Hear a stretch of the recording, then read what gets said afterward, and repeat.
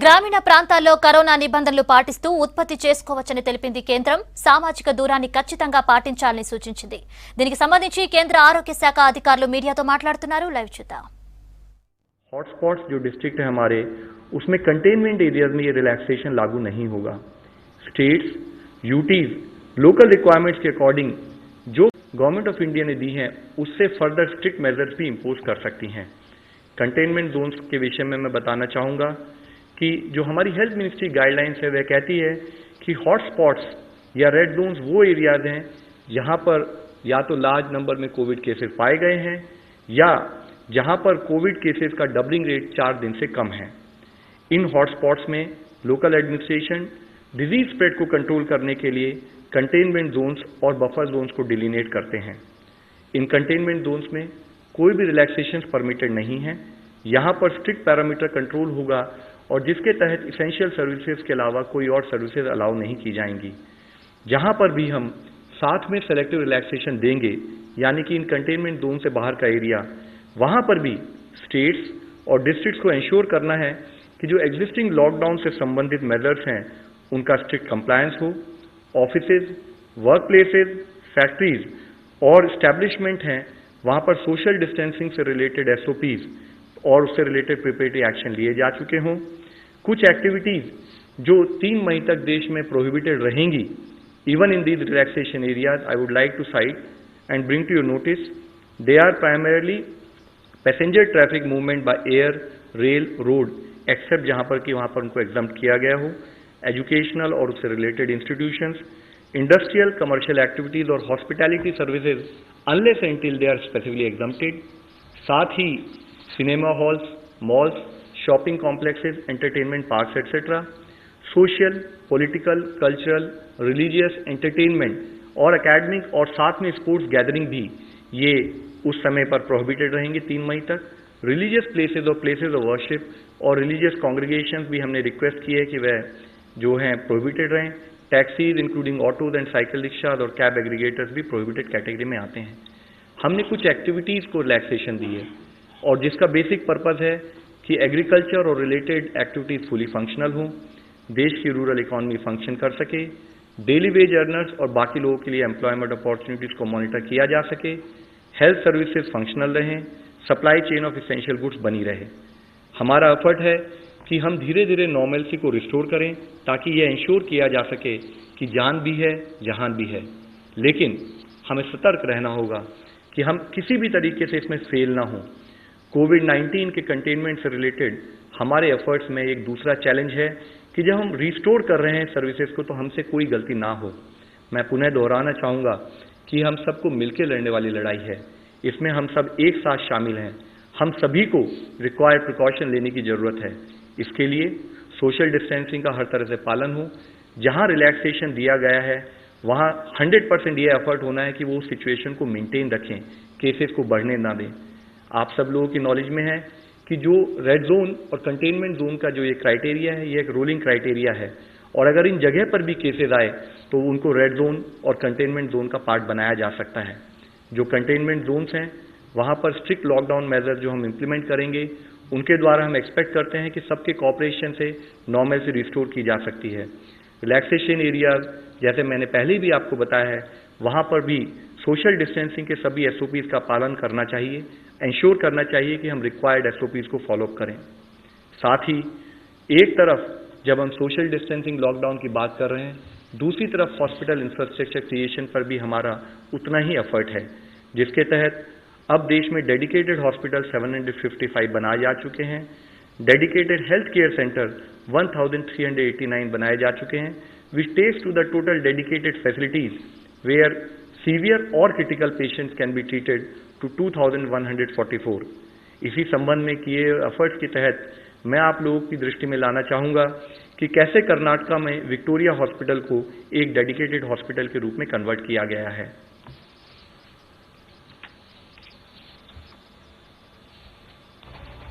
कर्नाटक राज्य सरकार का विक्टोरिया हॉस्पिटल जो बेंगलोर मेडिकल कॉलेज से एफिलेटेड है, दक्षिण भारत में उत्तम चिकित्सा के लिए जाना जाता है. ये अस्पताल 1901 में शुरू हुआ. ये अस्पताल उस वक्त के शाही घराने वाडियार परिवार की पहल थी जब बेंगलुरु प्लेग जैसी महामारी से जूझ रहा था। ये अस्पताल उस वक्त लोगों की जान बचाने में कामयाब रहा और अब जैसे इतिहास खुद को दोहरा रहा हो। ये अस्पताल कोविड-19 के इलाज के लिए चिन्हित किया गया है। इस अस्पताल में विशेष इलाज के लिए अलग शाखाएं हैं और यहाँ का इमरजेंसी और ट्रॉमा सेंटर कोविड-19 वार्ड में तब्दील कर दिया गया है। इस वार्ड में 500 से अधिक बेड्स अत्याधुनिक सुविधाओं से लैस हैं। विक्टोरिया अस्पताल के कोरोना वॉरियर्स यहाँ की डीन डॉक्टर CR जयंती और उनकी टास्क फोर्स जो दिन रात यहाँ कोरोना के खिलाफ मैदान संभाले हुए है। First and foremost, we formed a COVID task force team and set up various committees to look out all the logistic details. And most importantly, we started with the sensitization programs for our healthcare professionals. These sensitization programs include donning and doffing of the personal protective equipment, which is the most important part to keep them safe. Number 2, we discuss the treatment protocols, and number 3, we also discuss the ICU treatment protocols. इस अस्पताल के corona ward में beds के साथ ventilators और oxygen की पूरी व्यवस्था है। जैसे ही इस वार्ड को कर्नाटक सरकार ने कोविड वार्ड घोषित किया, यहाँ के मेडिकल स्टाफ, डॉक्टर्स और अन्य मेडिकल कर्मचारियों को विशेष ट्रेनिंग दी गई। उन्हें PPE के इस्तेमाल, कोरोना मरीज के सर्वेलेंस और डिजिटल टेक्नोलॉजी के जरिए ट्रेनिंग भी दी गई। अस्पताल के एफिलिएटेड कॉलेज में एक कंट्रोल रूम बनाया गया है। यहाँ से सीधा अस्पताल में कोविड वार्ड के मरीजों पर नजर रखी जा सकती है। डॉक्टर्स की एक टीम इस कंट्रोल रूम में कोविड वार्ड पर नजर रखती है और मरीजों से बातचीत भी करती है। This is the main war room, what we call it is war room. So we'll be coordinating with the doctors who are working inside the zone. I mean where the patients are. So we'll not be going there. 1 week, one shift of doctors will go there. They will stay there in a separate building. They will not come out for that 1 week. And we can also do video conferencing with the doctors inside. So any senior staff can come here, do video rounds. And in psychiatry counseling for the patients, if patient gets agitated, depressed during the course of 2 weeks, can be counseled from here itself. अस्पताल में कोविड-19 से पीड़ित मरीजों को अलग अलग zone में रखा जा रहा है और उनकी जरूरत के मुताबिक उन्हें अलग श्रेणी में बांटा गया है। वायरस पीड़ित मरीजों से कम एक्सपोजर हो, इसलिए विशेष इंक्यूबेटर बनाए गए हैं ताकि डॉक्टर संक्रमित ना हो। इसके अलावा इन वार्ड्स में रोबोटिक टेक्नोलॉजी के इस्तेमाल से मरीज को दवा और खाना पहुंचाने की तैयारी हो रही है। अस्पताल में मौजूद लैब भी पूरी तरीके से अत्याधुनिक सुविधाओं से तैयार की गई है। हालांकि बेंगलुरु हॉटस्पॉट घोषित होने के चलते इस अस्पताल में शहर के अलग अलग हिस्सों से आए मरीज यहाँ इलाज करवा रहे हैं, लेकिन विक्टोरिया अस्पताल राज्य के दूसरे जिलों को भी मेडिकल सपोर्ट उपलब्ध करा रहा है। ऐसे में विक्टोरिया अस्पताल देश भर में कोविड-19 के खिलाफ चल रहे युद्ध में अपना योगदान दर्ज कर कई जिंदगियां बचाने के प्रयास में एक अहम भूमिका निभा रहा है। हमने इससे पहले भी आप सबसे कहा है कि मास्क और फेस कवर का यूज एक बैरियर के रूप में काम करेगा, पर्टिकुलरली जहां डेंसिटी पॉपुलेशन ज़्यादा है और साथ में जब हम लोगों से इंटरेक्ट करते हैं। यह बैरियर हमें एक एडिशनल प्रोटेक्शन देता है।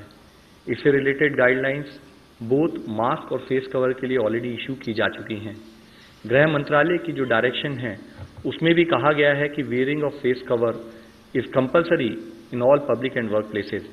इस संबंध में माननीय प्रधानमंत्री जी और उनकी अपील के तहत हमारे देश के क्रिकेटर की एक अपील भी मैं आप लोगों की दृष्टि में लाना चाहूँगा।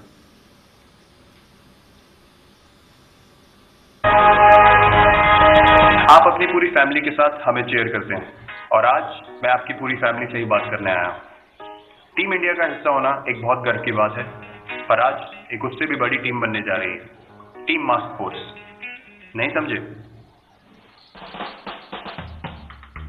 जैसे हमारे प्रधानमंत्री ने कोरोना वायरस से लड़ने के लिए तरह तरह के टास्क फोर्स बनाए हैं, उसी तरह हम 130 करोड़ हिंदुस्तानियों को भी अपने घरों में कोरोना वायरस के खिलाफ बना लिया एक मास्क फोर्स।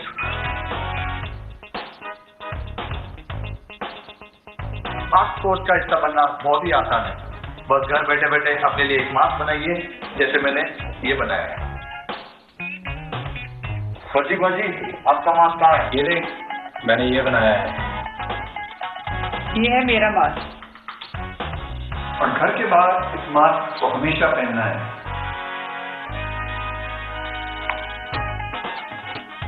ये मैंने बनाया है। ये किसी भी साफ कॉटन के कपड़े से बनाया जा सकता है और डिजाइन भी जो आपको पसंद हो, है ना बढ़िया? बहुत चंगा है। कम ऑन इंडिया, मास्क बनाओ और मास्क फोर्स का हिस्सा बन जाओ। और हाँ, याद रहे, साथ ही 20 सेकंड तक हाथ भी धोने हैं और सामाजिक दूरी भी बनाए रखनी है। ये है मेरा मास्क। मास्क घर बैठे आसानी से कैसे बनाना है, इसकी सारी जानकारी आपको आरोग्य सेतु ऐप पर मिल जाएगी। आज ही डाउनलोड कर लीजिए। हमें फेस कवर्स और मास्क का हमेशा प्रयोग करना है। आप सबसे रिक्वेस्ट है कि फेस कवर्स को इस्तेमाल करें और इस फोर्स को ज्वाइन करें। Make your own mask and join the mask force. आज ज़रूरत है कि हम सब लोगों को एफर्ट्स करने हैं कि जो भी हमारे जिले रेड जोन के अंदर आते हैं उनको नेक्स्ट 14 दिन तक वहाँ केसेस ना आए। एफर्ट्स ऐसे हों कि उसको हम ऑरेंज जोन में कन्वर्ट करें और नेक्स्ट 28 दिन तक वहाँ कोई केस ना आए और उसके तहत हम उसको ग्रीन जोन में कन्वर्ट करें। इस एफर्ट में हम सब लोगों को मिलकर काम करना है। धन्यवाद। धन्यवाद। Question for ICMR from online questions. Scientists at Oxford University have claimed that ChAdOx1 vaccine can work against the coronavirus. What is ICMR take on this? जैसा पहले भी हम बोल रहे थे कि 70 अलग अलग ग्रुप्स वैक्सीन की खोज में जुड़े हुए हैं। उनमें से ये एक ग्रुप है और 4 ग्रुप्स हैं, यानी टोटली 5 ग्रुप्स ह्यूमन फेज में आ रहे हैं। यानी एनिमल स्टडीज पास कर चुके हैं, एनिमल को कुछ होता नहीं साइड इफेक्ट करके मेजर, और उसका असर यानी जो एंटीबॉडीज डेवलप होना है वो दिख रहा है, इससे वो आगे जा रहे हैं। जो भी कोई साइंटिस्ट का ग्रुप होता है उस सभी को तो आशा रहेगी, उसके सिवा तो वो आगे जाएंगे नहीं। हम भी एक आशा रखना ज़रूरी है कि ये शायद सक्सेसफुल हो जाए। जो भी सक्सेसफुल हो उसका फ़ायदा तो सब हम लोगों को भी मिलेगा। जैसे ये आगे जाएगी ट्रायल, ये अप्रैल महीने में शुरू हो रही है। 6 महीने के अंदर इनका 500 का रिक्रूटमेंट होने का अंदाज है और उसके रिजल्ट्स आएंगे। शायद उससे पहले ही रिजल्ट्स लाने की इंटरिम एनालिसिस में ज़्यादा अंदाज आएगा, फिर उसको देखा जाएगा। Mister Pranay Upadhyay, ABP news.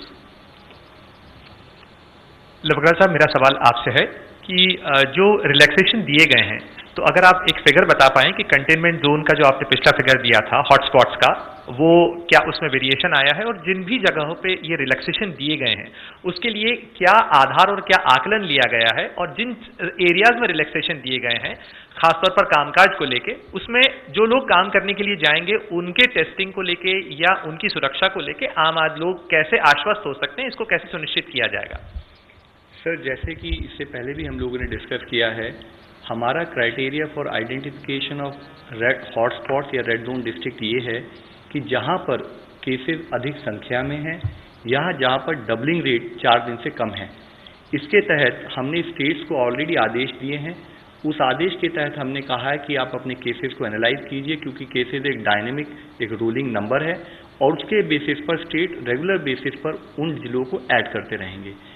With in those districts जो हमारे रेड जोन में आएंगे या जिसको हम हॉटस्पॉट कहेंगे, वहां पर क्लस्टर कंटेनमेंट या आउटब्रेक कंटेनमेंट प्रोसेस के तहत वह कंटेनमेंट एरिया डिफाइन करेंगे और उस कंटेनमेंट एरिया में बिना रिलैक्सेशन के इसेंशियल एक्टिविटीज, इसेंशियल कमोडिटीज और सर्विसेज के अलावा वहां पर वो सारी जो सर्विसेज हैं वो स्थगित रहेंगी। Regarding essential services, health services और जो हमारे फूड और उससे रिलेटेड सर्विसेज, जैसे कि हम लॉकडाउन की स्थिति में भी रहे हैं, वह सब जारी रहेंगी। इसके साथ ही जो हमारे फील्ड वर्कर वहां काम करेंगे वो हाउस टू हाउस जाएंगे, ILI यानी कि इन्फ्लुएंजा लाइक इलनेसेस और सारी यानी कि सीवियर एक्यूट रेस्पिरेटरी इलनेसेस का हाउस टू हाउस सर्वे किया जाएगा और उस सर्वे के तहत या कॉन्टैक्ट ट्रेसिंग में जो भी पेशेंट्स आएंगे या जो भी पर्सन्स हम पाएंगे उनको हमारे सैम्पलिंग क्राइटेरिया के तहत हम सैम्पलिंग करेंगे और उसके बेसिस पर उनको डेडिकेटेड कोविड हॉस्पिटल में ट्रीटमेंट प्रोवाइड किया जाएगा। Another online question. Is the government planning to revise its testing strategy and screen all patients who come to the hospital with flu-like symptoms? जैसे पहले भी, अब शायद वही दोहरा रहा हूँ जो पहले काफ़ी बार बोल चुके हैं कि जो भी हॉटस्पॉट्स हैं वो हॉटस्पॉट्स में जिसको इन्फ्लुएंजा लाइक इलनेस के सिम्टम्स होंगे यानी फ्लू के वजह से, उनको सारे लोगों को ये टेस्ट ऑफर की जाएगी। ये हमको सिर्फ याद रखना है, ये सिर्फ हॉटस्पॉट्स में लागू हो जाएगा। I think Kamal, just we are going one by one. Just wait for your turn. Just wait for your turn. We will answer you. Take your question also. Just wait for your turn. Nitendra from Doordarshan News. Sir, मेरा सवाल यह है कि large संख्या में पुलिसकर्मी positive हो रहे हैं, संक्रमित हो रहे हैं। इसके अलावा आज दिल्ली में भी देखा गया कि जो डिलीवरी कर रहे हैं या फिर जो खाना बांट रहे हैं डोर टू डोर, वो भी संक्रमित हुए हैं। तो क्या ऐसे लोगों के लिए कोई प्रोटोकॉल होगा, कोई दिशा निर्देश होगा, या उनकी सुरक्षा को लेकर खासतौर पर पुलिसकर्मी क्या कदम उठाए जा रहे हैं?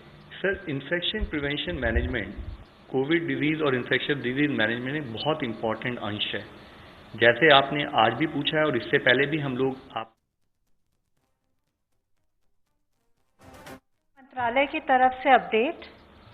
गृह मंत्रालय ने परिस्थितियों का आंकलन करते हुए आज आदेश पारित किया है कि ई कॉमर्स द्वारा गैर आवश्यक वस्तुओं यानी कि नॉन एसेंशियल गुड्स की सप्लाई पर लॉकडाउन अवधि में रोक रहेगी।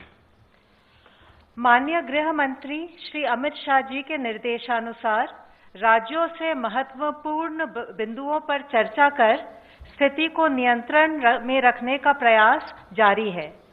माननीय गृह मंत्री जी ने गृह मंत्रालय के अधिकारियों के साथ समीक्षा बैठक की। उन्होंने इस बात पर जोर दिया कि हमारी कोरोना के साथ अभी भी लड़ाई जारी है, इसलिए लॉकडाउन मेजर्स के साथ समय समय पर दिए गए दिशा निर्देशों का निष्ठापूर्वक पालन किया जाना चाहिए।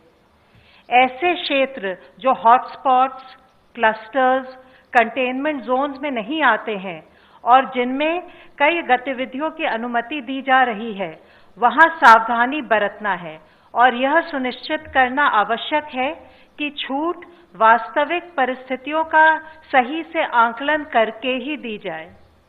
ग्रामीण क्षेत्रों में कई आर्थिक गतिविधियों की अनुमति दी गई है, इसलिए जिला अधिकारियों को उद्योग समूहों के साथ सहयोग से राज्य के भीतर ही मजदूरों को उनके कार्यस्थल पर स्थानांतरित करने की व्यवस्था करनी चाहिए। इससे न केवल आर्थिक गतिविधियों को गति मिलेगी, बल्कि मजदूरों को रोजगार के अवसर भी मिलने लगेंगे। इसी प्रकार बड़ी औद्योगिक इकाइयों और औद्योगिक परिसरों के संचालन पर उन्हें विशेष ध्यान देना चाहिए। खासकर ऐसी इकाइयों के संचालन पर ध्यान देना चाहिए जहां मजदूरों को परिसर में ही रखने की व्यवस्था हो। इससे आर्थिक गतिविधियों को गति मिलेगी और मजदूरों को लाभकारी रोजगार प्रदान करने में भी मदद मिलेगी। उद्योगों के साथ कृषि और मनरेगा गतिविधियों के माध्यम से भी मजदूरों को रोजगार देने की संभावनाओं पर कार्य करना होगा। यह भी सुनिश्चित किया जाना चाहिए कि जो हमारे राष्ट्रीय दिशा निर्देश हैं, उनके अनुपालन की निगरानी के लिए ग्रामीण क्षेत्रों में पर्याप्त गश्त की जाए। जिलाधिकारी निगरानी के लिए पुलिस, पंचायत अधिकारियों का, राजस्व अधिकारियों इत्यादि का सहयोग ले सकते हैं। इसी प्रकार वे मजदूर जो राहत शिविरों में रह रहे हैं, उनके लिए उपलब्ध सुविधाओं का जैसे भोजन की गुणवत्ता आदि पर अधिक ध्यान देना चाहिए। यद्यपि स्थिति चुनौतीपूर्ण है, लेकिन इस प्रकार के मुद्दों को संबोधित किया जा सकता है।